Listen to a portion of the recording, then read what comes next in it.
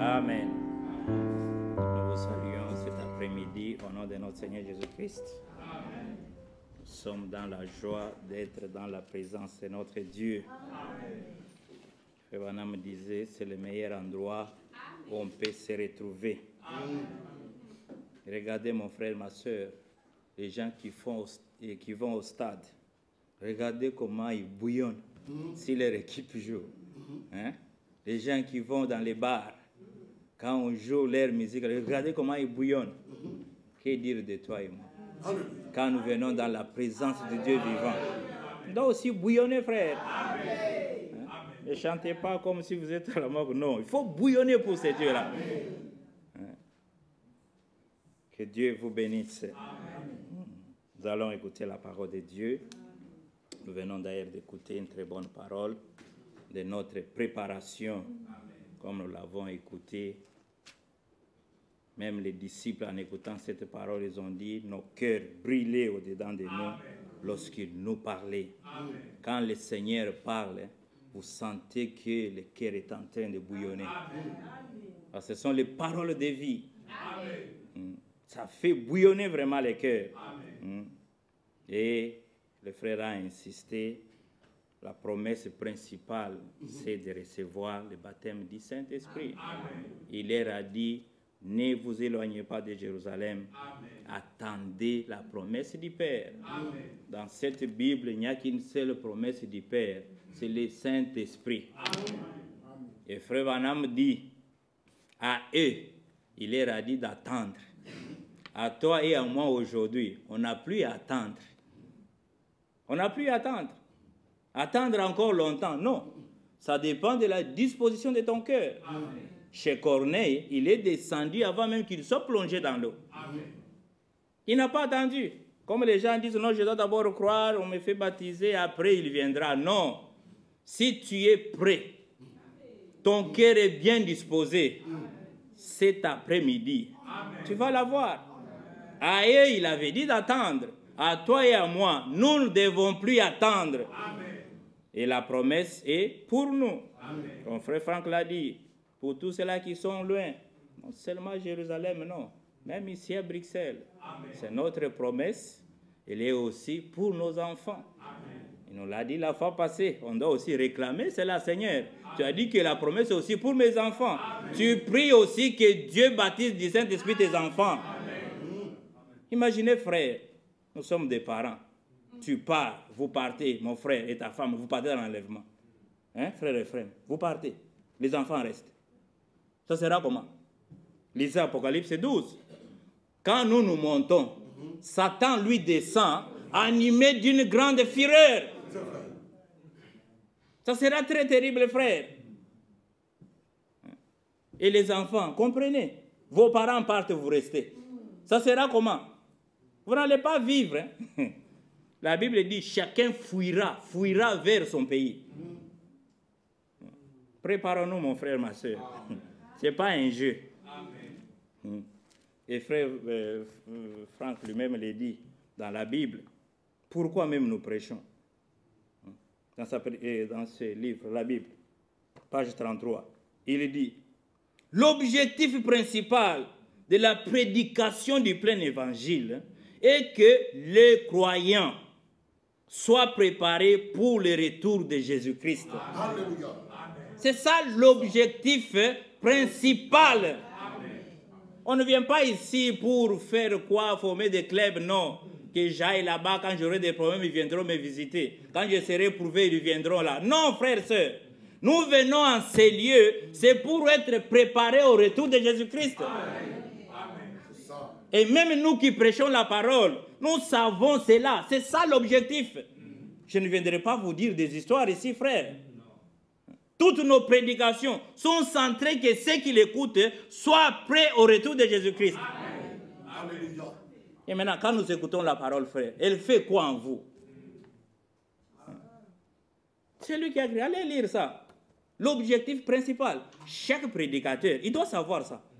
Et en sachant ça, quand tu te mets à méditer, tu sais que j'ai l'objectif. Que mes frères, que mes sœurs qui vont écouter, qu'ils soient préparés au retour de Jésus-Christ. Et cette préparation-là, comme on vient de l'écouter, ce n'est pas la sanctification, sans laquelle personne ne verra le Seigneur. Sans le Saint-Esprit, personne n'ira à l'enlèvement. On doit comprendre les choses de cette manière-là. Quand on ne les comprend pas, les gens perdent leur temps. Non, j'ai été à l'église. Pourquoi? Non, j'ai prêché. Pourquoi? Quel est l'objectif? T'es tapé un nom. Que Dieu nous aide, frères et sœurs. C'est ça l'objectif. Même toi en venant, c'est ça l'objectif. Tu pries déjà chez toi à la maison. Seigneur, je pars dans ta maison. Je vais t'écouter. Utilise l'instrument là pour que je sois préparé au retour de Jésus-Christ. Quand tu viens dans cette attente, le Seigneur va te parler. On ne vient pas ici pour se rencontrer, frères et sœurs. Ça fait mal de voir que nous sommes vraiment à la porte. Les gens sont en train de jouer aujourd'hui. Que Dieu nous aide, mon frère, ma sœur. On continue avec notre sujet. Par la grâce de Dieu. Nous lisons dans Marc, chapitre 7, là où on avait lu. Comme nous venons de l'écouter, tout tourne autour de la préparation. Amen. Parce que le ciel, c'est un endroit préparé. Amen. Pour les gens qui sont préparés. Amen. Amen. Le Seigneur a dit, je vais vous préparer une place. Amen. Et à nous aussi, il nous a envoyé sa parole pour notre préparation. S'il y a un mariage ici, les mariés vont se préparer, la salle sera préparée, la nourriture sera préparée, tout sera préparé. Et vous qui avez reçu les invitations, vous allez aussi vous préparer. Amen. Chacun dira, mon frère, qu'est-ce que je vais m'habiller? Ma chérie, je vais m'habiller quoi? Les femmes surtout. Elles vont chercher, c'est quelle couleur pour les mariés? Elles vont chercher l'habit qui correspond à la couleur qu'a choisi les mariés. Marc chapitre 7. Verset 20. Il dit encore, ce qui sort de l'homme, c'est ce qui suit l'homme. Car c'est du dedans, c'est du cœur des hommes que sortent les mauvaises pensées, les adultères, les débauches, les meurtres, les vols, les cupidités, les méchancetés, la fraude, les dérèglements, les regards enviés, la calomnie, l'orgueil, la folie.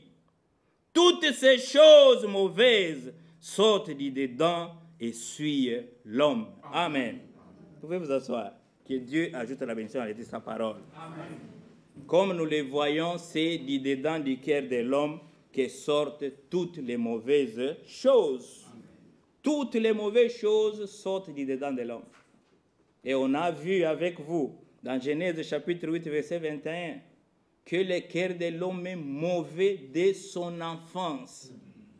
L'enfant, dès qu'il sort du sein de sa mère, son cœur est mauvais, pourri. Rien de bon, mon frère, ma soeur. Dès le sein, dès qu'il sort, son cœur est déjà mauvais. C'est pourquoi Dieu a promis, avant de travailler avec quelqu'un, il doit premièrement lui donner un cœur nouveau. Amen. Il vient d'abord ôter ce cœur mauvais que vous êtes né avec et placer son cœur, un cœur nouveau. Amen. Et avec ce cœur-là, vous pouvez croire la parole de Dieu. Amen. Avec ce cœur-là, vous pouvez obéir à la parole de Dieu. Amen. Sans cela, rien, mon frère, ma soeur. Le cœur de l'homme est très mauvais. Et on a vu dans 1 Samuel chapitre 16, verset 7, que Dieu regarde au cœur. L'homme, comme nous sommes là, nous regardons l'apparence, à ce qui frappe aux yeux. Mais notre Dieu, il regarde au cœur. C'est là que tourne ses regards. Quel est l'état de ton cœur? Quand il regarde l'état de ton cœur, il peut maintenant dire, je peux travailler avec lui ou non. Mais pour nous, mon frère et ma soeur, nous regardons simplement à ce qui frappe l'œil. Frère Branham dit ceci, comme beaucoup de gens le disent aujourd'hui, quand ils prennent cette écriture, non frère, Dieu c'est dans les cœurs. Bien sûr, il regarde au cœur. Mais quel est ce cœur-là, s'il est bon, s'il est meilleur, comme on l'avait vu, il ne sortira de lui aucune mauvaise chose. Aucune mauvaise chose. Mais aujourd'hui, c'est Dieu dans les cœurs. C'est Dieu, c'est dans les cœurs. Mais qu'est-ce qui reflète vraiment votre cœur? Frère Branham dit ceci. Dans une de ses prédications, les noms blasphématoires. C'était prêché le 4 novembre 1962. Je vais lire les paragraphes 86 et 87. Il dit ceci. En tout temps, j'ai toujours été accusé d'être dur avec nos sœurs au sujet des cheveux coupés, du maquillage sur les visages et toutes ces choses. J'ai toujours été accusé d'être dur avec nos sœurs. Ce n'est pas que j'ai quoi que ce soit contre elles. Je ne dis pas que cette femme n'est pas une bonne femme, qu'elle est une fille de trottoir ou quelque chose comme ça. Ce n'est pas ça mon attitude. Même nous, il y a les gens qui nous accusent aujourd'hui, oh Michel est trop dur avec nous. Non, ce n'est pas son intention. Son but, c'est comme on vient de le voir, que vous soyez préparés au retour du Seigneur. Mais, voici ce qu'il en est. Quand elle est si artificielle à l'extérieur, ça montre qu'il y a beaucoup de choses artificielles à l'intérieur. Amen. Quand une sœur, un frère est trop artificiel à l'extérieur, cela montre que dans son cœur, il y a beaucoup de choses artificielles. C'est ce que vous allez présenter. Parce que c'est dans du cœur que sortent toutes ces choses-là. Voyez, là où ça devrait être rempli de Christ, en effet, l'extérieur exprime toujours ce qui est à l'intérieur. Amen. L'extérieur, votre extérieur, exprime ce qui est dans votre intérieur. Si le Saint-Esprit est dedans, nous allons voir les fruits du Saint-Esprit. On va les voir, mon frère, ma soeur.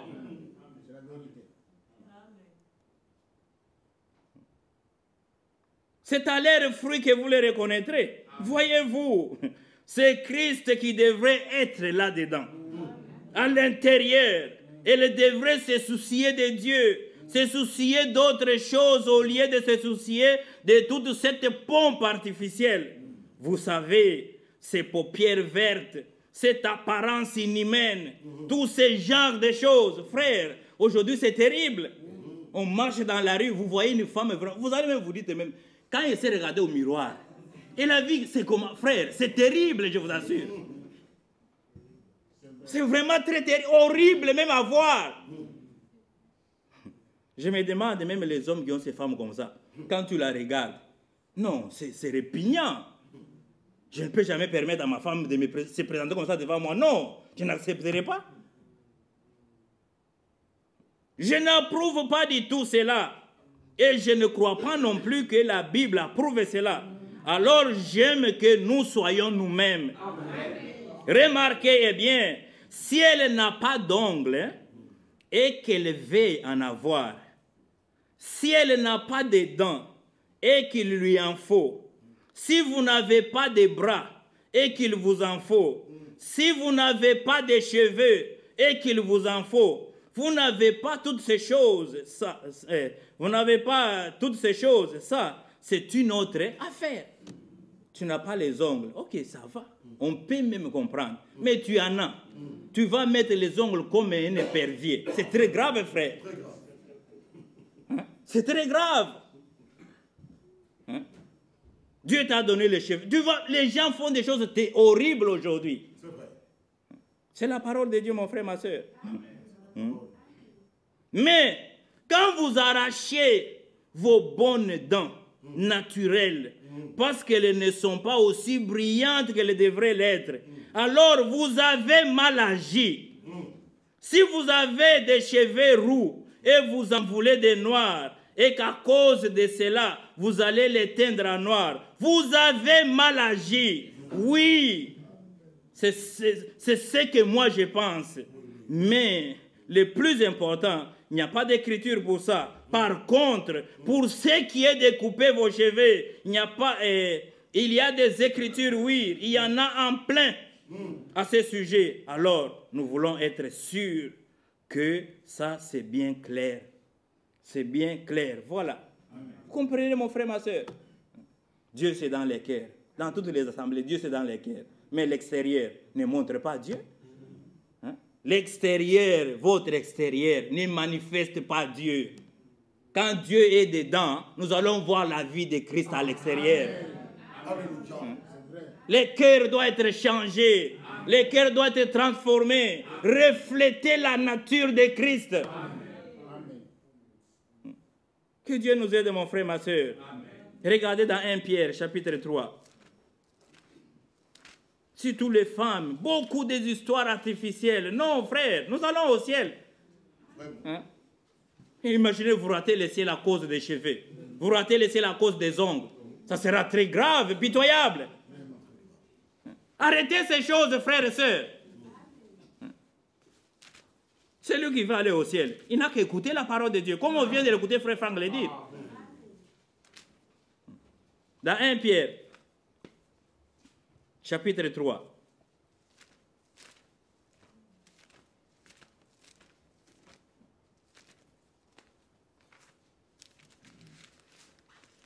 L'apôtre Pierre, par le Saint-Esprit, nous dit ceci. 1 Pierre, chapitre 3, à partir du premier verset. Femme, que chacune soit soumise à son mari, afin que si quelqu'un n'obéisse point à la parole, il soit gagné sans parole par la conduite de leur femme. Ma sœur, si tu as un mari non-croyant, nous voulons qu'il vienne croire par ta conduite à la maison. Lui, il ne croit pas. Il se comporte bizarrement. Toi, vis comme un enfant de Dieu. Sois une fille de Dieu. Même s'il t'acquise des choses, à un certain moment, il comprendra que non, cette femme, c'est une fille de Dieu. Oh non, frère, mon mari ne croit pas. Mais toi, tu vis comment avec lui? Verset 2. En voyant votre manière de vivre chaste et respectueuse. Avec un païen, pas avec un frère, non. Ceux-là qui ont des maris païens, tu vis avec lui en toute chasteté, avec respect. Parce que la Bible demande que la femme respecte son mari. C'est ton chef que Dieu t'a donné. Si toi tu le mets pas, tu es un païen toi. Mais c'est toi qui es fautif. Comment viendra-t-il à la foi? Il dit au verset 3, ayez non cette parure extérieure. Amen. Amen. Ayez non cette parure extérieure qui consiste dans les cheveux tressés, les ornements d'or ou les habits qu'on rêvait. Les gens viennent à l'église, c'est pour montrer, non, j'ai une nouvelle coiffure. J'ai acheté une nouvelle robe. Je suis à la mode. Non, frère, sœur. Non, cette parure-là, nous ne voulons pas cela. Verset 4. Mais quoi? La parure intérieure. La parure intérieure est cachée. Parce que personne ne peut pas voir ce qui est dans ton cœur. Cette parure, elle est intérieure, est cachée dans le cœur. La pureté incorruptible d'un esprit doux et paisible. Amen. Écoutez mon frère, qui est d'un grand prix devant Dieu. Amen. Amen. Voilà la chose qui est d'un grand prix devant Dieu. Amen. Pas tes habits que tu viens nous présenter ici, pas tes coiffures, non. Non. Dieu veut voir une parure intérieure, un esprit doux et paisible. Pas les femmes qui créent des problèmes avec ton mari. Tu ne vis pas en paix. Avec les voisins, tout le monde. Non, frère, sœur. Un esprit doux et paisible. C'est ça qui est d'un grand prix devant Dieu. Amen. Quand Dieu descend ici, il ne veut pas regarder les costumes qu'on a portés. Non, la costume de Michel coûte 2000 €. Alors je le prends. Jamais. Non. Il voit les cœurs. Amen. C'est ce qu'il veut voir en toi. Cette parure-là, intérieure. Comme Frère Branham l'a dit, quand il y a trop des artificiels au dehors, c'est-à-dire dedans là-bas, c'est plein. Vraiment plein. Tu peux nous tromper. Tu vas tromper qui? Nous avons les Écritures. Hein? C'est plein, frère. Quand on vous regarde, on sait comprendre que là, il y a encore beaucoup d'artificiels. C'est quelqu'un qui a déjà reçu un cœur de Dieu, un cœur nouveau. Tu deviens un homme ou une femme selon le cœur de Dieu. L'extérieur. Non, les gens vont voir, frère. Amen. Les gens vont voir, les gens verront. Hein? Il y a les gens, quand on marchait, les gens vont... Tu es une sœur. Mais les gens ont vu comment? Hein? Même quand on marche dans les gares là-bas, tu vois seulement quelqu'un. Celle-ci doit être une sœur. On s'approche. Tu es une sœur. Ils ont vu par quoi? Ils n'ont pas vu ton cœur. On a vu l'extérieur. Que Dieu nous aide, mon frère, ma soeur. Regardez les catholiques, les sœurs catholiques. Qui va te dire qu'elle est une sœur catholique? Toi-même, quand tu la vois déjà, tu te dis qu'elle est catholique, c'est une sœur catholique. Hein? Tu vois par son habillement, elle te prouve ce qu'elle est.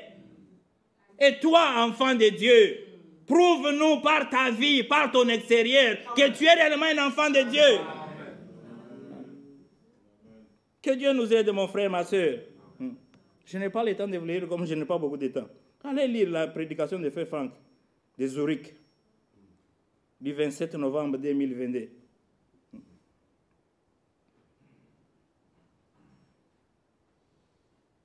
Je peux vous lire juste un petit rien. Zurich, hein, il a prêché ça. 27 novembre 2022. Il dit ceci.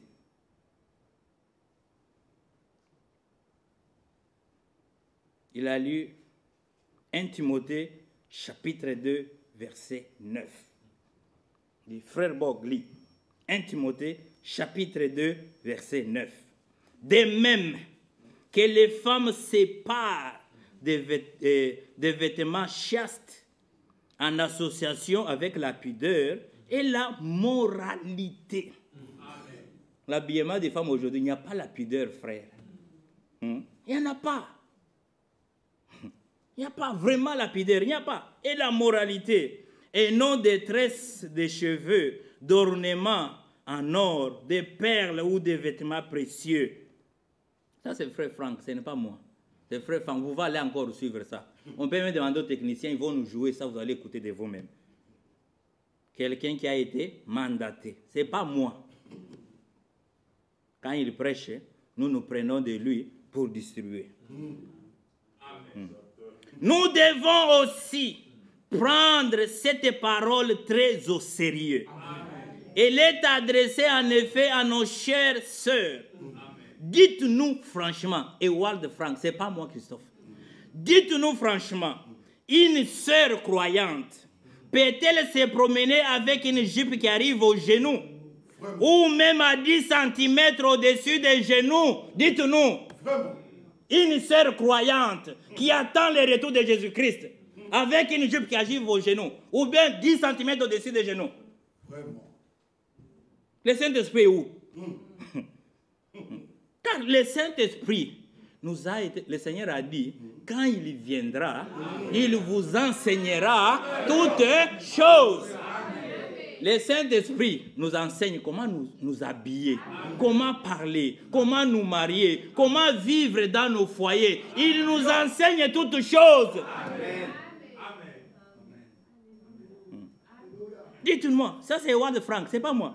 Hein? Une sœur croyante, une femme croyante, peut-elle se promener avec une jupe qui arrive aux genoux, ou même à 10 cm au-dessus des genoux?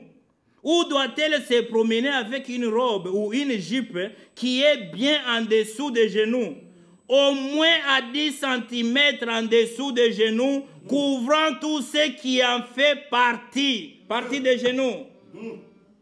Ça, c'est ça la préparation, frère. C'est un message de sanctification. Il dit, j'ai prêché une fois dans les années 70 au Canada, à Saskatchewan. dans une communauté ménonite. C'est là, jusqu'à notre époque, que les femmes sont vraiment habillées de manière si pudique, si décente. Le chemisier est boutonné jusqu'au bouton du haut. Il n'y a rien d'ouvert, d'exposé. Et vous verrez de quoi il s'agit. Pourquoi Paul a tant insisté dans les nombreux passages bibliques qui parlent de la manière dont les femmes doivent être. Et chez nous, ce ne sont pas seulement les femmes, mais les sœurs en Christ. Toutes les autres femmes n'écouteront pas de toutes les manières, mais les chères sœurs en Christ l'écouteront et obéiront. L'obéissance, tu retournes chez toi, tu ouvres ton garde-robe, tout ce qui est au-dessus des genoux, et même au niveau des genoux, tu vas brûler ça. C'est ça l'obéissance. Tu nettoies ta maison, tu nettoies ton corps. Vêtu avec pudeur, non pas avec des tresses de cheveux, pas avec des choses extérieures décorées. Hein? Tu deviens comme une poupée, des histoires jaunes, rouges, verts. Non, sœur, une sœur en Christ. Pas des choses, ça c'est Wad Frank, c'est pas moi. Hein? Des choses décorées, mais vêtues avec simplicité, de manière décente et consacrées à Dieu de tout leur cœur. Et dans l'obéissance, elles feront ce que le Seigneur Dieu a dit. Amen. Ce n'est pas Wad Frank même qui nous commande ça, c'est Dieu qui ordonne cela. Hein? J'ai dit, vous savez que je dois revenir toujours à Frère Branham, parce que c'est de lui qu'il a reçu le message. Hein? Dans les 1100 sermons, il aura mentionné les femmes dans au moins 500 sermons. C'est ça. Vous comprenez, mon frère, ma soeur. Il y a beaucoup de choses très intéressantes à lire. Vous pouvez encore réécouter la prédication. C'est ça la préparation, frère. On doit se sanctifier. Et la sanctification ne concerne pas seulement des dents, comme les gens disent, non, l'être tout entier. Amen. Tout entier. Il le dit dans le christianisme. Oui, oui. Hein? Ça concerne l'être de l'homme tout entier. Le corps, l'esprit et l'âme. Hein? Totalement. Il dit, l'événement de la nouvelle naissance est somme toute une condition divine absolue pour entrer dans le royaume de Dieu. C'est une condition. Celui qui reçoit, il faut que les mêmes choses... celui qui reçoit la parole de la vérité fait l'expérience de ce qui est promis en elle. Ce que Dieu a promis dans sa parole, nous devons en faire l'expérience. Il dit, c'est avec l'expérience de la conversion, du renouvellement et de la nouvelle naissance que commence la marche des disciples avec Jésus-Christ. Tu dois d'abord être renouvelé dans ton intérieur. Amen. Tu dois d'abord avoir reçu un cœur nouveau de la part de Dieu. Amen. Un esprit nouveau de la part de Dieu. Amen. Maintenant, tu peux marcher avec Christ. L'être tout entier est engagé dans cette marche. Amen. Le corps, l'esprit et l'âme est engagé dans la marche avec Christ. Amen. On ne donne pas, non, Christ, tu prends mon cœur et ton corps. Il veut régner sur tout ton être. Amen. Pour un disciple, le Seigneur occupe subitement la première place dans sa vie. La première place dans ta vie, Seigneur, que je m'habille comment? Seigneur, que je parle comment? Seigneur, comment dois-je me marier? Seigneur, comment dois-je vivre dans mon foyer? Amen. Devenir disciple de Christ signifie, c'est-à-dire tout en demeurant dans sa situation familiale et professionnelle, le disciple de Christ va organiser sa vie de chaque jour conformément à la volonté de Dieu. Amen. Chaque jour, ta vie au travail, à la maison, tu l'organises chaque jour conformément à la volonté de Dieu. Amen. Ce que Dieu veut, c'est votre sanctification. Amen. Il dit, la manière de vivre de chacun rend témoignage du chemin sur lequel il est engagé. C'est Howard Frank. Dans le christianisme, la manière de vivre de chacun de nous ici, ça rend témoignage du chemin sur lequel il est engagé. L'expérience du renouvellement concerne le cœur de l'homme. Si le cœur est renouvelé, l'extérieur, on le domine si facilement. Oui. Si facilement, frère. C'est sans effort. Le cœur renouvelé, l'extérieur, il est dominé si facilement. Mais quand le cœur n'est pas renouvelé, c'est pourquoi tu dis, non frère, j'ai essayé, ça ne marche pas. Non, il faut que le cœur soit renouvelé. Hein? L'homme intérieur renouvelé se trouve placé devant la grande tâche de se défaire de toutes les choses qui enlaçaient si facilement les vieils hommes. Amen. Tu es défait, frère. Quand Dieu met le cœur nouveau, toutes les chaînes là, convoitise, l'orgueil de la vie, la convoitise des yeux, de la chair, toutes ces choses-là, les chaînes là tombent. Alléluia. C'est pourquoi c'est important, mon frère, ma soeur, que nous prions Dieu, Seigneur, donne-moi un cœur nouveau. Gloire à Dieu. Il n'est pas l'homme, il dit chaque homme incrédule mène une vie double. Hein? Un homme incrédule, il mène une vie double. Il n'est pas ce qu'il prétend être, ni ce que les autres pensent qu'il est. C'est ça les incrédules, frères. On ne peut pas leur faire confiance. Il te dit A pendant qu'il pense B. Hein? Chaque personne a des visages. Une fois, il se montre ce qu'il voudrait être, puis à nouveau, tel qu'il est réellement. Tu es avec lui, ah, je te comprends, je te connais maintenant. Parce que maintenant, tu m'as fait voir ta couleur. Il dit, quiconque devient disciple de Jésus ne porte pas la croix en tant qu'ornement suspendu au cou ou agrafé sur la poitrine. Non, on ne porte pas ces choses. Ce n'est pas ça le signe du christianisme. Ce n'est pas ça le signe. Tu portes une croix. Pensant à quoi? Elle va te protéger? Non, frère. Ce n'est pas ça le signe du christianisme. Mais il prend sur lui l'opprobre de Christ, le crucifié, et suit le chemin étroit qui conduit à la vie éternelle. Il dit, seul celui qui est mort pour le monde et pour lequel est mort peut vivre avec Christ déjà dans ce monde et dans le monde à venir. C'est ça les disciples de Christ. Nous sommes morts au monde et le monde est mort pour nous.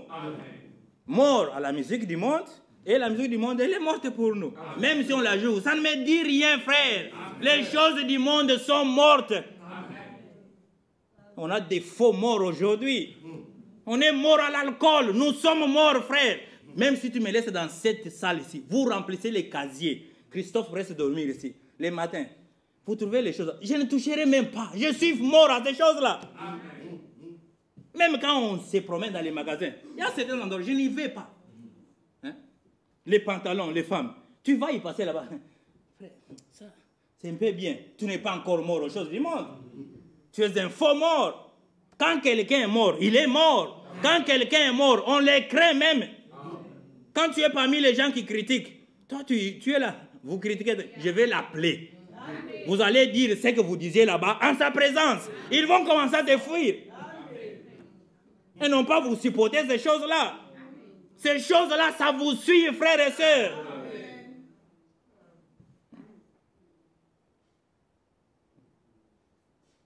Il dit en conclusion là-bas, celui qui est venu à la foi a la possibilité, par la force que Dieu lui donne, de vivre une vie tout à fait normale, dans les limites de la parole de Dieu. Amen. Nous sommes dans ce monde, vivant une vie tout à fait normale, amen, dans les limites de la parole de Dieu. Les mariages, dans les mariages, la profession et tout ce qui en fait partie du domaine terrestre sont compris dans cette vie normale du croyant. Amen. On est mariés, nous vivons dans les limites de la parole de Dieu. J'aime ma femme comme mon propre corps. Je la respecte. Elle aussi, elle est obéissante, soumise à son mari. Elle respecte son mari. Même dans répondre les langages, quand tu réponds ton mari, ma soeur, ça doit être avec respect. Même s'il a mal agi, tu ne dois pas hausser les tons devant lui, non. Il faut qu'il y ait du respect en cela. Et c'est par cela que les maris non-croyants, il t'a fait une chose mauvaise, tu lui réponds avec douceur. Un esprit doux et paisible. Lui-même, tu vas le voir, il devient comme un ridicule. Après, maman dit, non, je dois d'abord aller dans ton église là-bas. Qu'est-ce qui se passe là-bas? Quand je t'ai posé, tu n'étais pas comme ça. Qu'est-ce qui se passe réellement là-bas? Quand il vient ici, la parole sort et les frappe aussi. Tu vas le voir pleurer ici, passer devant. Amen. Il dit, il ne s'agit pas de retirer les gens du monde, mais bien du fait que ce qui est du monde soit retiré d'eux. Amen. Amen. C'est comme ça que nous vivons notre vie. Amen. On ne voudrait pas nos frères ne vivent plus dans le monde comme c'est la corruption partout. Non. Que les choses du monde soient retirées de vous. Amen. Et c'est là, vous devez recevoir un cœur nouveau. Amen. C'est vrai, mon frère, ma soeur, que Dieu puisse nous aider. Que Dieu nous aide. Nous vivons pour Christ. Paul l'a dit, je ne vis plus pour moi-même. Je vis pour Christ. Amen. Et quand tu vis pour Christ, c'est dans tout ton être. C'est pour que Christ soit glorifié partout où tu passes. Amen. Avec les païens, tout le monde, quand ils te voient, celle-là, c'est une fille de Dieu. Que Dieu nous aide, mon frère, ma soeur. Amen. Les cœurs doivent être changés. Amen. Les cœurs doivent être transformés. Amen. Et quand le cœur n'est pas transformé, c'est très difficile. Les seuls qui peuvent changer les cœurs, c'est Dieu seul. Amen. Dieu seul peut changer les cœurs. L'homme ne peut pas le faire. Vous pouvez tout faire. L'homme ne peut pas changer les cœurs. L'homme ne peut pas le faire. La prison ne peut pas changer le cœur d'un homme. Les coups ne peuvent pas changer le cœur d'un homme. Les insultes ne changeront jamais le cœur d'un homme. C'est lui seul qui peut changer le cœur. C'est Dieu lui-même. Parce qu'il a promis d'ôter ces vieux cœurs-là. C'est pourquoi, frères et sœurs, il faut prier. Tu as des problèmes en famille, ta femme ne t'écoute pas, les enfants un peu rebelles, prie. Parce que la prière change les choses. Il ne faut pas insulter les gens. Faut pas, non, je vais un peu la corriger. Tu ne changeras pas son cœur. Plus tu le fais, plus elle devient têtue. Il faut prier, frère. La prière, c'est ce qui change les choses. Tu pries, Seigneur. Non, c'est la femme que tu m'as donnée. Je sais que c'est le diable qui est derrière ça. Je te prie, Seigneur, ôte ces vieux cœurs-là, des têtitesses, ces vieux cœurs, ôte-le. Donne-lui un cœur nouveau. Dieu est fidèle. Il écoute aux prières. Nous avons la promesse, tout ce que vous demanderez en priant, au nom de Jésus-Christ, vous le recevrez. Si tu as foi dans ta prière, tu as prié pour tes enfants, pour ta femme, pour ton mari, Dieu va t'écouter. Et non pas agir en insensé, frère. Les insultes, oh frère, venez, venez, il m'a insulté, il a dit ça. Ça va changer quoi, frère? Que Dieu nous aide, mon frère, ma soeur. Le cœur de l'homme, c'est ça qui est très important. C'est par là que commence la marche avec Christ. Quelqu'un peut avoir une bonne doctrine, mais avoir un mauvais cœur. Il y en a beaucoup. Hein? Il est dans la bonne, saine doctrine. Il a cru les messages du temps de la fin. Comme William Branham l'a prêché. Il croit au ministère de Matthieu 24, 45 à 47. Mais il a un cœur mauvais. Ils sont là, frères. Même parmi nous. Vous êtes au bon endroit ici. Mais il y en a qui ont des cœurs mauvais. Il y en a qui ont des cœurs mauvais. D'où c'est bien, mon frère, ma soeur, c'est bien. C'est bien d'être dans la bonne doctrine. Mais c'est mieux d'avoir un cœur pur. Amen. Ne vous contentez, non, nous de la saine doctrine, nous qui avons reçu le message du temps de la fin, ça ne suffit pas. Amen. Vous devez avoir un cœur pur. Amen. Car Matthieu 5, verset 8, heureux ou bien bénis sont ceux qui ont le cœur pur, car ils verront Dieu. Amen. Pas ceux qui sont dans la saine doctrine, non. Beaucoup sont dans la saine doctrine, ils vont rester, parce que leur cœur n'est pas pur. Leur cœur n'est pas pur. Regardez Psaume 24. Si vous comprenez, nous de la saine doctrine, nous sommes de la saine doctrine. Non. Avez-vous déjà reçu un cœur pur? Sinon, vous ne verrez pas le Seigneur. Psaume 24. À partir du verset 3. Qui pourra monter à la montagne de l'Éternel? On peut même dire, qui sera enlevé? En ces temps, nous attendons l'enlèvement. Comme Ewald Frank l'a dit, que bientôt il va venir. Maintenant, qui ira à l'enlèvement? Qui pourra monter à la montagne de l'Éternel? Qui s'élèvera jusqu'au lieu saint? C'est où? Les ciels. C'est ça les lieux saints. Qui pourra s'élever là-bas? Celui qui a les mains innocentes et le cœur pur. Voilà celui-là qui ira à l'enlèvement. Parce que Dieu a promis nous donner un cœur pur, un cœur nouveau, nous donner un esprit nouveau. Après cela, il va ainsi mettre son esprit à nous. Amen. Si tu as encore un cœur faux, un vieux cœur, le Saint-Esprit n'y viendra jamais. Amen. Et tu n'iras jamais à l'enlèvement. Celui qui a les mains innocentes et le cœur pur. Celui qui ne livre pas son âme au mensonge. Et qui ne jure pas pour tromper. Voilà les gens qui iront à l'enlèvement. Pour avoir le Saint-Esprit, premièrement, le cœur doit être régénéré. Quand le cœur n'est pas régénéré, le Saint-Esprit ne viendra pas. Parce que de ces vieux cœurs-là ne sortent que les mauvaises choses. La méchanceté, toutes ces mauvaises choses. C'est ça, mon frère, ma soeur. Ici, on nous parle pas d'une doctrine juste, pas d'une doctrine saine, mais le cœur pur. C'est là où l'important, c'est là où on pointe beaucoup. C'est pourquoi, raison pour laquelle il nous est aussi demandé de nous aimer d'un cœur pur. Amen. 1 Pierre, chapitre 1, verset 22 à 23. Nous devons nous aimer d'un cœur pur, sans hypocrisie. 1 Pierre, chapitre 1, verset 22. Ayant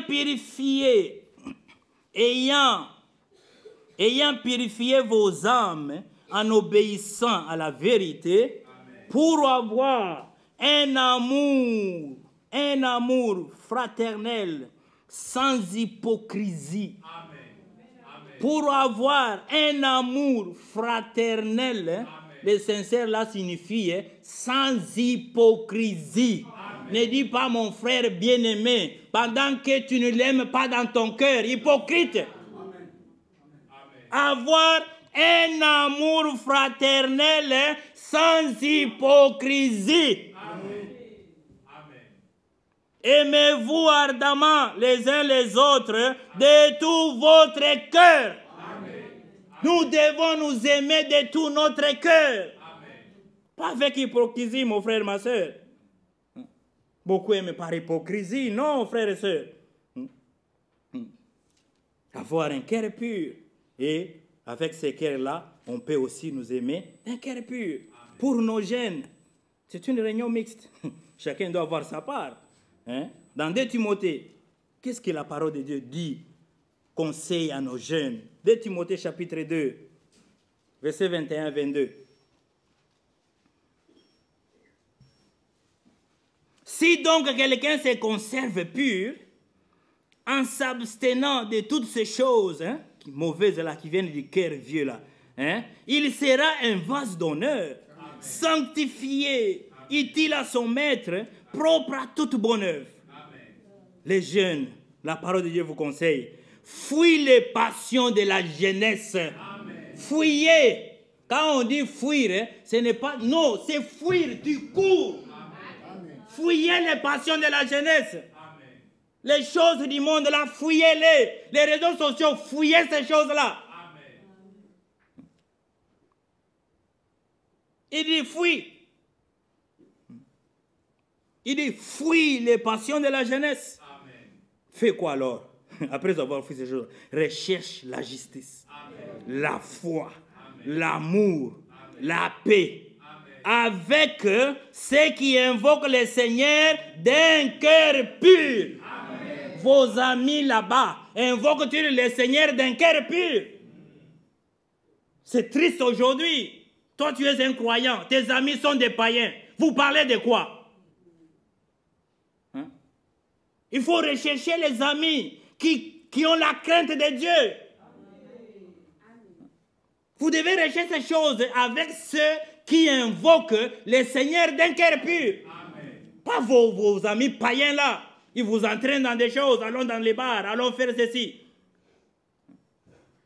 Il faut fuir les passions de la jeunesse. Si vous ne les faites pas, ce sera un problème pour vous. Vous allez rester, mon frère, ma soeur. Il nous dit, raison pour laquelle avec ce cœur pur-là, dans Proverbes chapitre 4,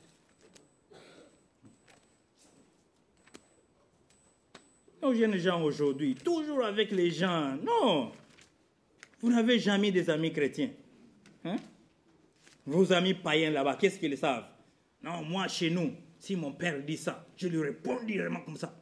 Si ma mère dit ça, d'ailleurs, je dis même, si vous jouez, je vais vous taper. C'est ça les conseils que vous allez recevoir de là. Fouillez ces choses-là. Recherchez les amis qui invoquent Dieu avec un cœur pur, dans la crainte de Dieu. Amen. Dans Proverbes, chapitre 4.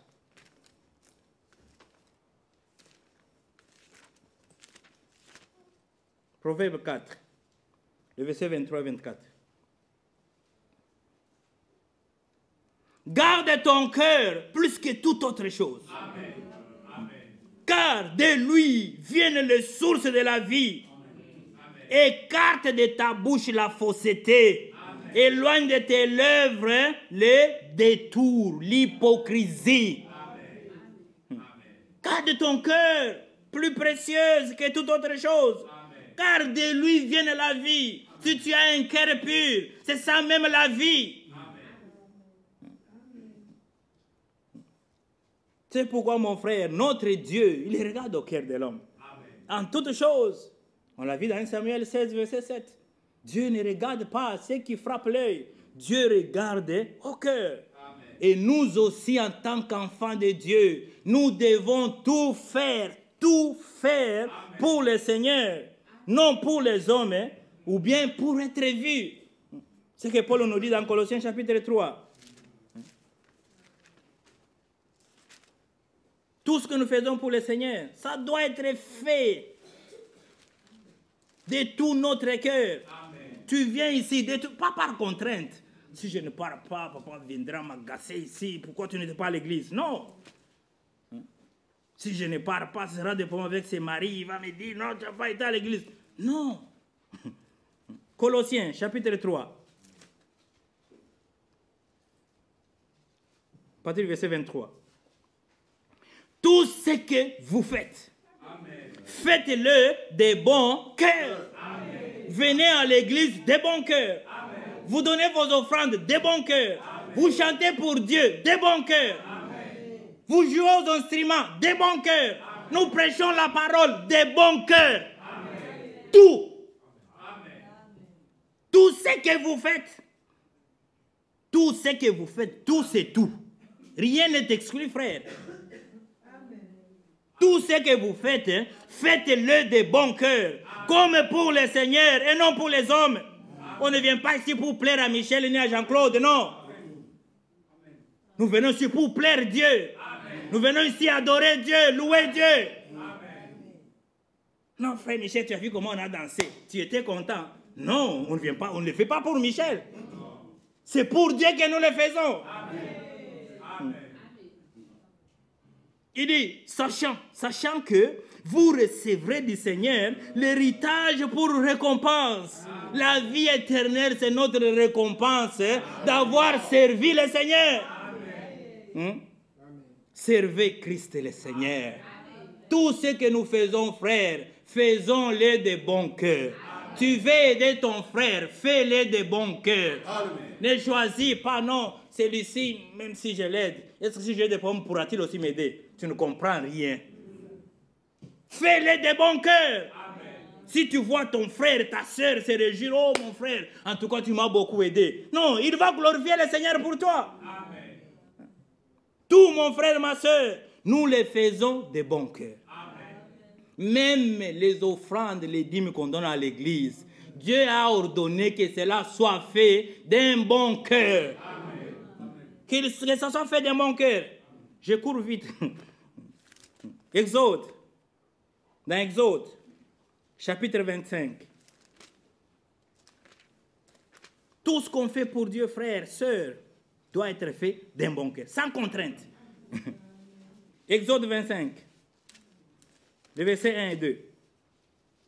L'Éternel parla à Moïse et dit, parle aux enfants d'Israël, qu'il m'apporte une offrande.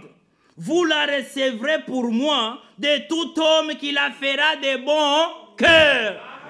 Amen. Amen. Hein?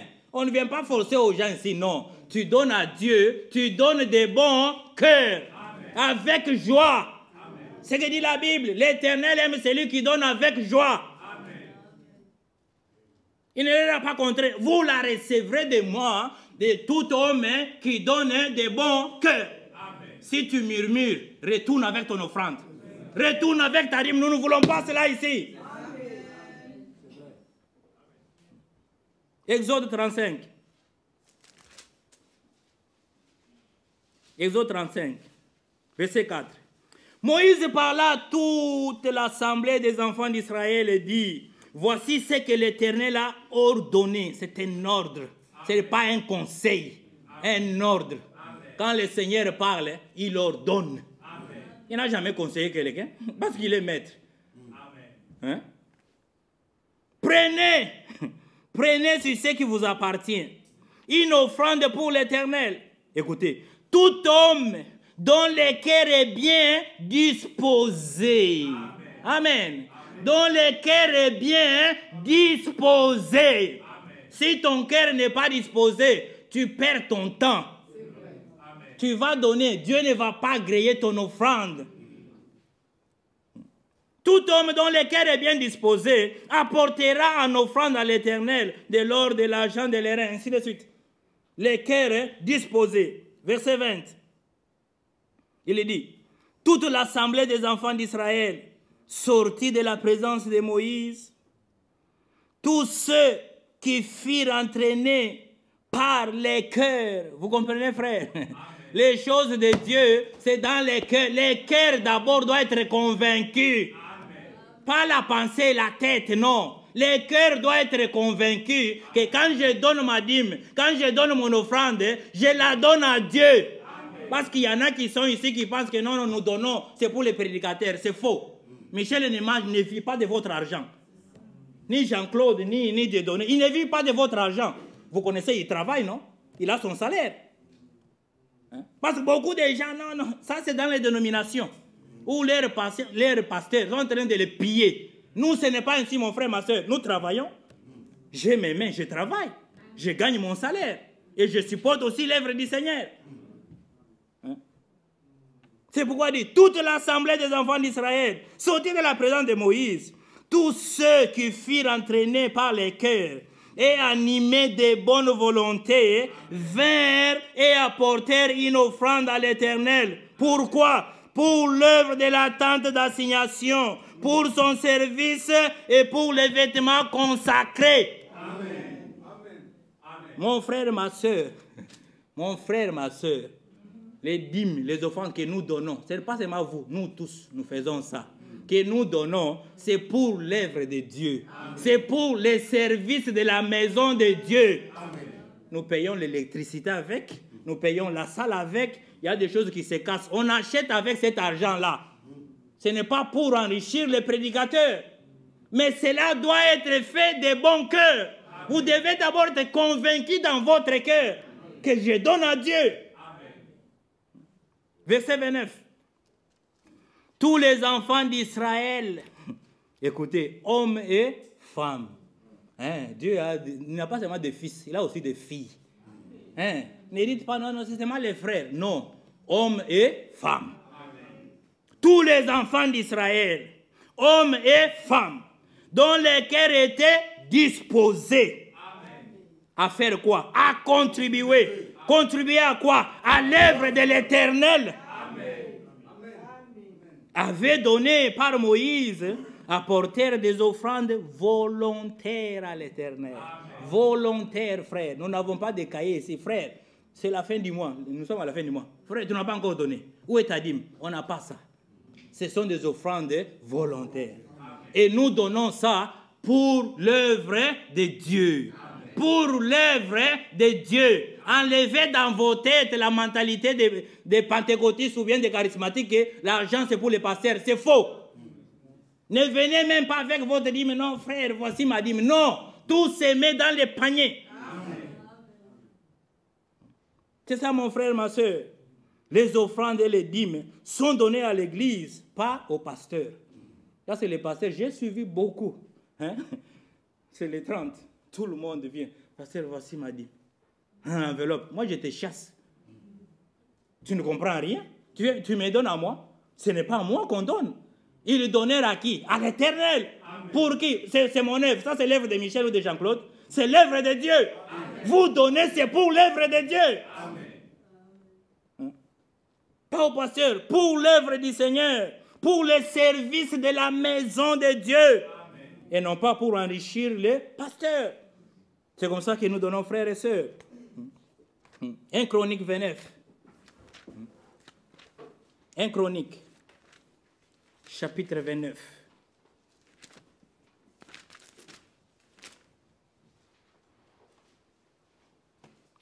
Vous comprenez, frères et sœurs, Dieu s'y voit les cœurs. Vous devez agir de tout votre cœur. Là, Dieu va vous bénir. 1 Chronique 29. Un autre exemple. Pour vous faire comprendre cela, ne nous mettez pas dans les paniers des autres là. Je ne suis pas venu prêcher à Bruxelles pour gagner l'argent. Non, je n'ai pas besoin de ça. J'ai un but que les croyants qui vont écouter la parole de Dieu, qu'ils soient préparés au retour de Jésus-Christ. L'argent, même si vous m'en donnez, j'irai avec ça où? Quand Jésus vient, tout va rester, frère. 1 Chronique 29. Premier verset. Le roi David dit à toute l'assemblée, mon fils Salomon, le seul que Dieu ait choisi, est jeune et d'un âge faible. Et l'ouvrage est considérable, car ce palais n'est pas pour un homme, mais il est pour l'Éternel Dieu. Amen. Cette assemblée, mon frère, ma soeur, ce n'est pas pour un homme, s'il te plaît. Hein? Ce n'est pas pour un homme, l'église de Jean-Claude, l'église de Michel, l'église de Bovic, non. Ce n'est pas pour un homme. N'est pas pour un homme, mais il est pour l'Éternel Dieu. C'est pour l'Éternel Dieu. Amen. Verset 3. Je saute. J'ai vraiment peu de temps. Hein? De plus, dans mon attachement, ça c'est David, dans mon attachement, es-tu aussi attaché à l'œuvre de Dieu? Dans mon attachement pour la maison de mon Dieu, je donne à la maison de mon Dieu l'or, l'argent que je possède en propre. Amen. Outre tout ce que j'ai préparé pour la maison du sanctuaire. Frère, vous comprenez? Amen. Hein? Je donne. Hein? pour la maison dans mon attachement. Es-tu aussi attaché à cette œuvre? Es-tu aussi attaché à cette œuvre? Si tu es attaché, tu participeras à tout ce qui se fait en cet endroit. On vous a suivi ici. On a demandé 50 € pour débalayer, je ne sais pas, enlever les choses. Qui sont attachés à l'œuvre de Dieu et qui ont réagi à cela? Si tu es vraiment attaché à l'œuvre de Dieu, quand on dit que nous avons besoin de quelque chose dans l'assemblée, si tu as de l'attachement, tu ferais aussi comme David. Il était qui? L'homme selon le cœur de Dieu. Amen. Il a fait cela, mon frère, ma soeur. Hein? Il a préparé ces choses-là. Hein? Verset 3. 3000 talents d'or, tout ça, tout ça. L'or pour ce qui doit être d'or, il a donné tout ça. Verset 6. Les chefs des maisons paternelles, les chefs des tribus d'Israël, les chefs des milliers, des centaines, les intendants du roi firent volontairement des offrandes. Volontairement, pas David, mais pour la maison de Dieu. Ils donnèrent pour le service de la maison de Dieu. Ils donnèrent pour le service de la maison de Dieu. Amen. Pas pour nourrir les pasteurs, pour qu'ils s'habillent bien en costume, non. Ils donnèrent pour le service de la maison de Dieu. Amen. Je veux que vous compreniez cela bien. 5000 talents et tout ça, on exprime. Verset 8. Ceux qui possédèrent des pierres, ils donnèrent. Verset 9. Les peuples se réjouissent de leur offrande volontaire, car c'était avec un cœur bien. Merci. Que Dieu vous bénisse. C'était avec un cœur bien disposé qu'ils l'ont fait. Bien disposé qu'ils le faisaient à l'Éternel. Pas à Michel, non. Nous le faisons à l'Éternel. Je donne à mon Dieu. Et David le roi eut aussi une grande joie. Verset 10. David loua l'Éternel en présence de toute l'assemblée et dit: loué sois-tu d'éternité en éternité, Éternel Dieu de notre Père Israël. Verset 11. À toi, Éternel, la grandeur, la force et la magnificence, l'éternité et la gloire. Écoutez maintenant. Car tout ce qui est au ciel et sur la terre t'appartient. À toi, Éternel, les règnes. Car tu t'élèves souverainement au-dessus de tout. Verset 12, écoutez. C'est de toi que viennent la richesse et la gloire. Amen. Amen.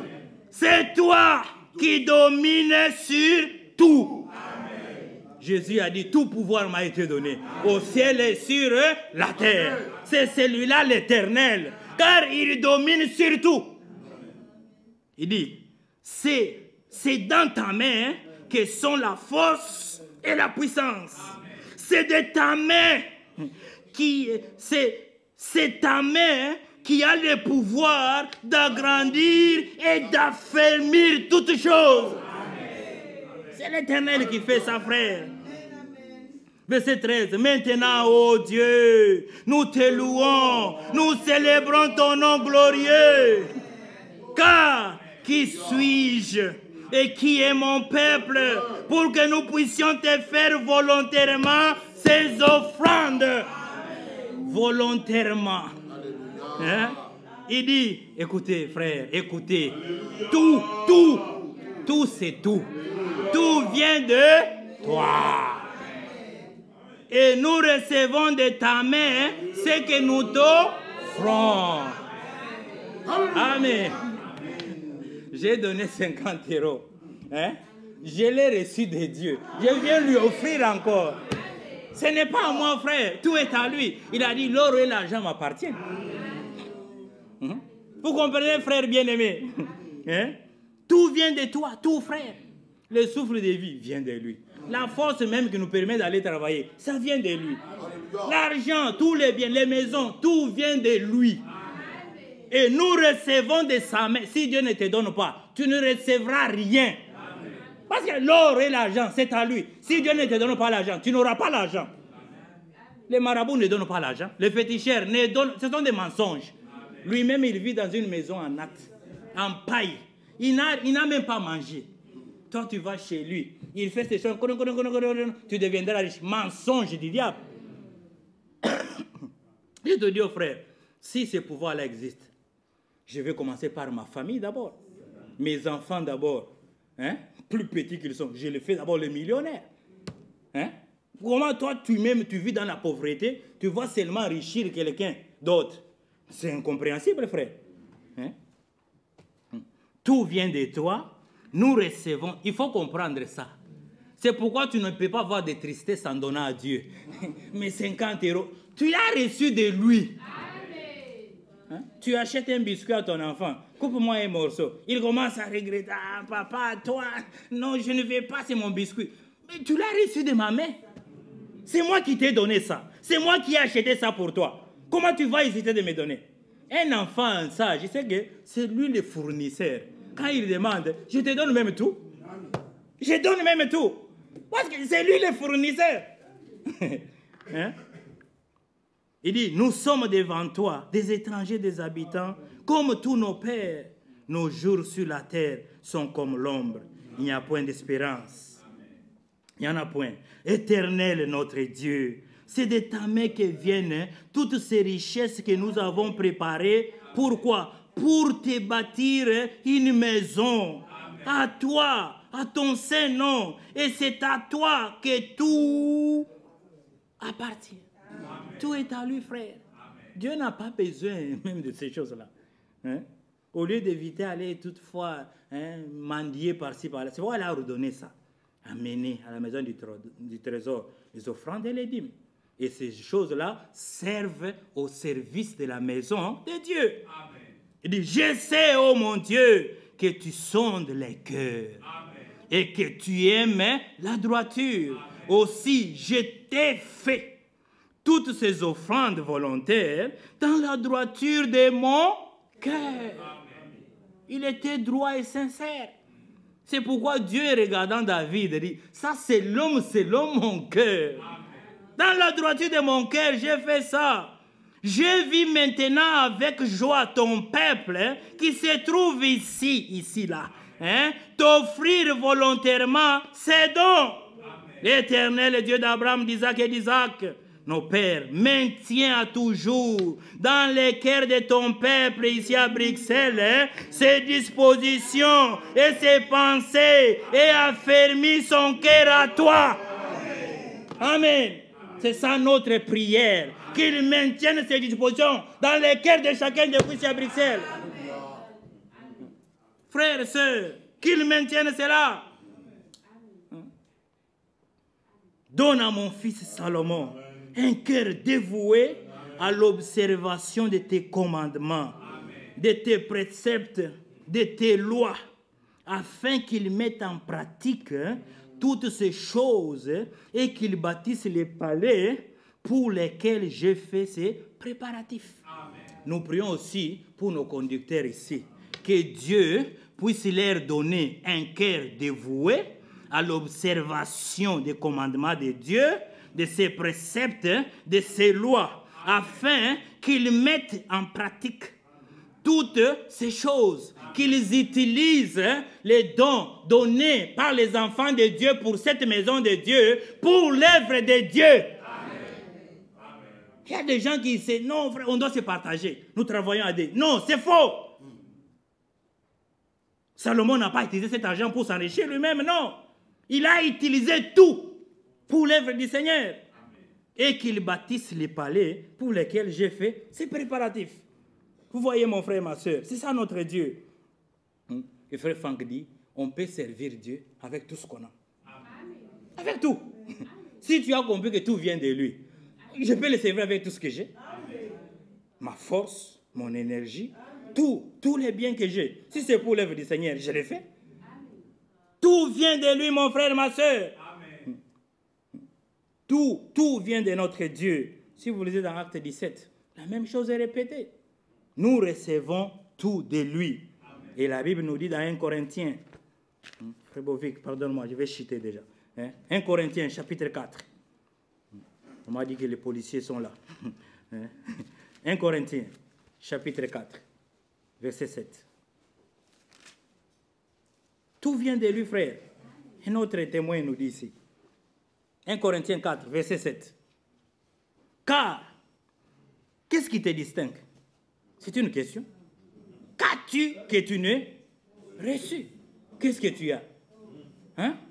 La voiture, c'est Dieu qui t'a donné. La vie, les souffles de vie, c'est Dieu qui t'a donné. La force, c'est Dieu qui t'a donné. La maison, c'est Dieu qui t'a donné. La femme ou le mari que tu as, c'est Dieu qui t'a donné ça. Hein? Les enfants, c'est Dieu qui t'a donné. Le travail, c'est Dieu qui t'a donné. Maintenant, qu'as-tu que tu n'aies reçu? Parce que tout vient de Dieu. Amen. Non, frère, je suis allé à l'école, j'ai étudié, j'étais intelligent. Qu'as-tu que l'intelligence venait de Dieu? Hein? Qu'as-tu que tu n'aies reçu, mon frère, ma soeur? Comprenez que tout vient de Dieu. C'est pourquoi pour Dieu, comme Ewald Frank le dit, on peut le servir avec tout ce qu'on a. Amen. Parce que nous comprenons que tout vient de lui. Il aime ceux qui donnent avec un cœur bien disposé, un cœur pur. Dieu aime cela, mon frère, ma soeur. Vous savez, Jésus, un jour, on donnait les offrandes. Il vient se tenir là. Hein? Il fait Beauvais qui tient les paniers. Les gens venaient, mettaient. Il est là en train de regarder. Si Michel fait ça un jour, ou Jean-Claude, vous allez les chasser. Frère Michel, c'est quoi ça? Hein? Tu commences à regarder pourquoi? Jésus était là, en train de regarder. Les gens viennent y mettre, il regarde 10 euros. L'autre vient, il regarde 100 euros. L'autre regarde 500 euros. L'autre vient, 10 centimes. Il regardait. C'est dans Luc, chapitre 21. Et puis une femme, elle vient avec des 20 cents, si je peux dire. 20 cents. Elle met. Et puis Jésus, quand ils finissent, il dit, de tous ces gens ici, c'est cette femme ici qui a donné. Parce qu'elle a donné avec tout son cœur. Tout ce qu'elle possédait, tout ce qu'elle avait.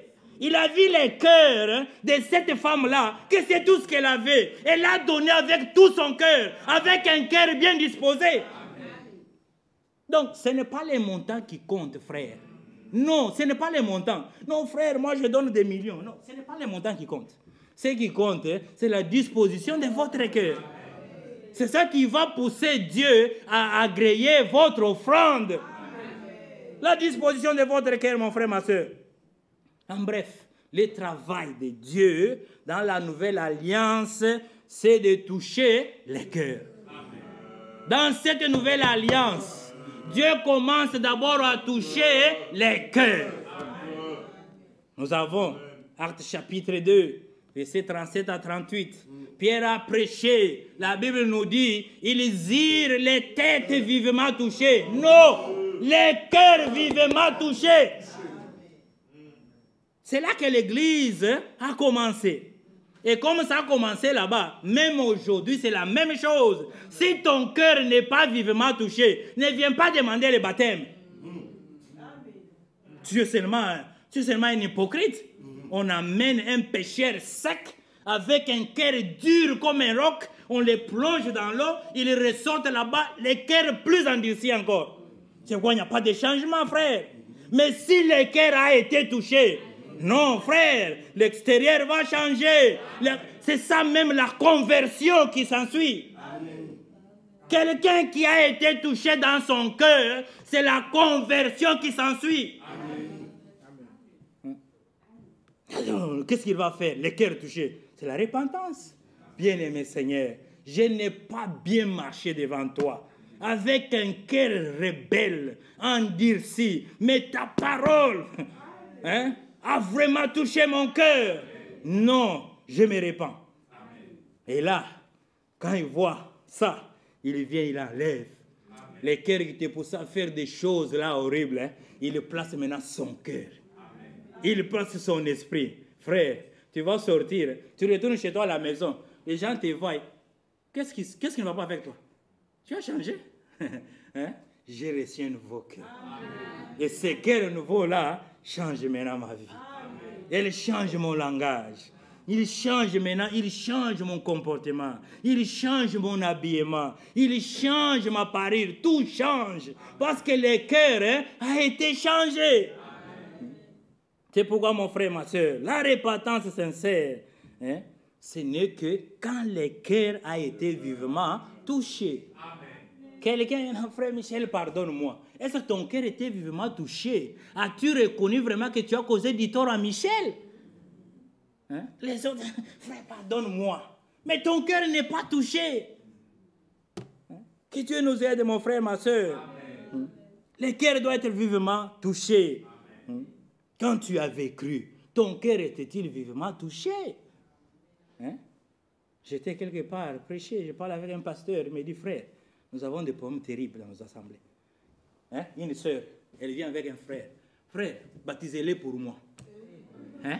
Comme vous savez que nous on dit, le mariage avec un païen, chez nous c'est cadique, non et non. Maintenant il amène son païen là, il dit baptisez-les pour moi. Nous n'allons pas les baptiser pour qui, mais pour elle. Hein? Comme ça, elle est légitimée. Hein? Non, il a été baptisé frère. Vous l'avez vu, Ephraim l'a baptisé. Hein? Hein? Non, le cœur doit être vivement touché.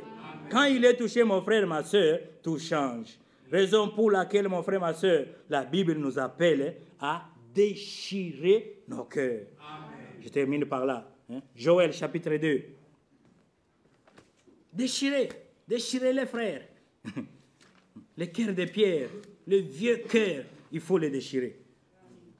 Joël.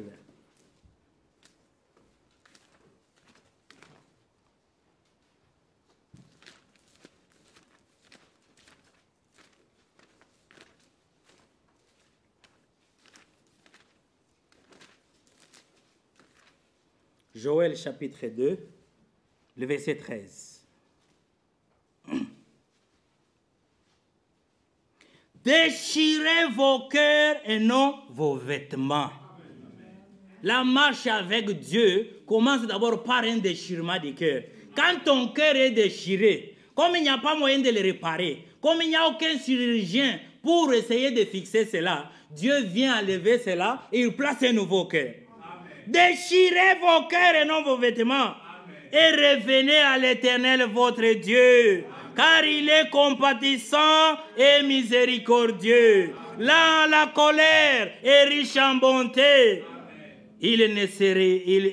Il se répand des mots qu'il envoie. Le cœur doit être déchiré. Tu écoutes la parole de Dieu, elle brise ton cœur. Elle déchire ton cœur. Quand Dieu regarde, maintenant le cœur de cet homme est déchiré. Il va mourir. Je viens le secourir. Quand il vient, il ne va pas, frère Frank Branham a dit, je voulais lire, il ne va pas, polir, polish. Il ne va pas polir l'ancien, non, non. Il le coupe directement, il l'enlève, il place un nouveau dedans. Amen. Il place un cœur nouveau là-dedans. Déchirons nos cœurs, mon frère, ma soeur. C'est pourquoi même ces messages, quand Dieu l'envoie, je vous enverrai Élie, les prophètes. Quand il viendra, il va faire quoi? Il ramènera les cœurs. Amen. C'est un message qui ramène les cœurs, pas les têtes. Amen.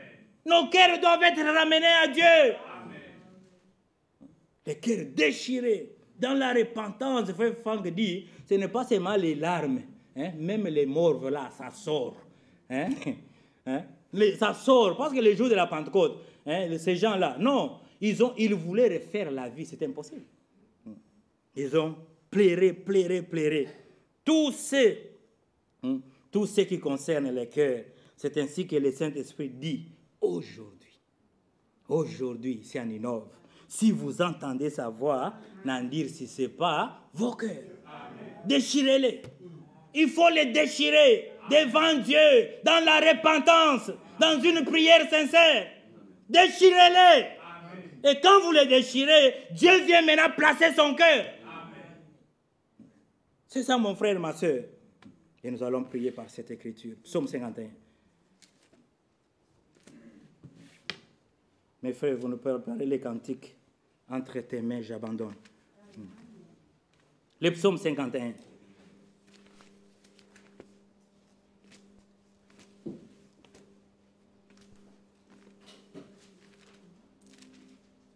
Psaume 51, à partir du verset 12. Écoutez l'homme selon le cœur de Dieu. Amen. David, Psaume 51, verset 12. Oh Dieu, que ça soit ta prière et aussi ma prière.